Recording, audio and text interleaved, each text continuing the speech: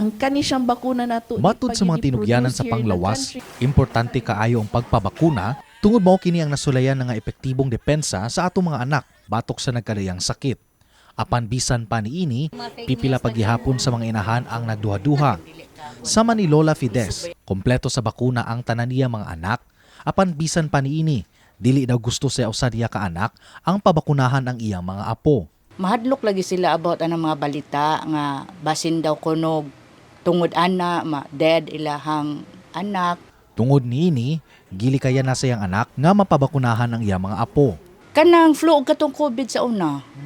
Mao gyud na ang gipang balibaran nga di gyud nila ipaapil lang mga anak og kuan. Ang kabalaka sa anak ni Lola Fides, refleksyon sa problemang giatubang karon sa Department of Health Region 7.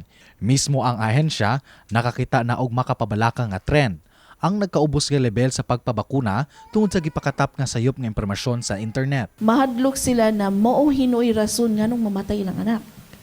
So, naapoy uban na mo daw kunoy rason na mahimo ang ilang anak og kanang special child.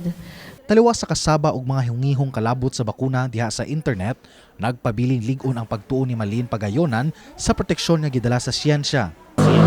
Importante yun na siya sa bata, sir, kaya dili magud siya complete. Namanggoy kuan ang bata nga magkasakit pirmi, wala siya shield sa lawas ba. Pagpatinaw ni Kuraraton, luwas og nasulayan na ang mga bakuna nga ilang gigamit. Ang kani siyang bakuna nato di pag yun produce here in the country, it's produced out of the country and it's reliable, it's safe, and it's for free. Dugang niya, importante nga mapabakunahan ang mga bata tungod sa posibleng bugat nga epekto niini sa ilang panlawas. If mo go down pag yun atong trend, the more ang atong vulnerability sa mga bata nato magkasakit. And then we might have an increase pud na trend of death sa mga bata. Hugtanon nga gipahimangnuan ni Kuraraton ang mga ginikanan nga batasanon ang pag-check sa mga nabasahan o nadawat nga impormasyon ug mangutana sa labing duol nga Rural Health Center o dili baka sa ilang ahensya aron mas makasabot sa importansya sa bakuna ug matubag ang ilang mga pangutana. Kini sa RD Morales, alang sa May TV, Cebu.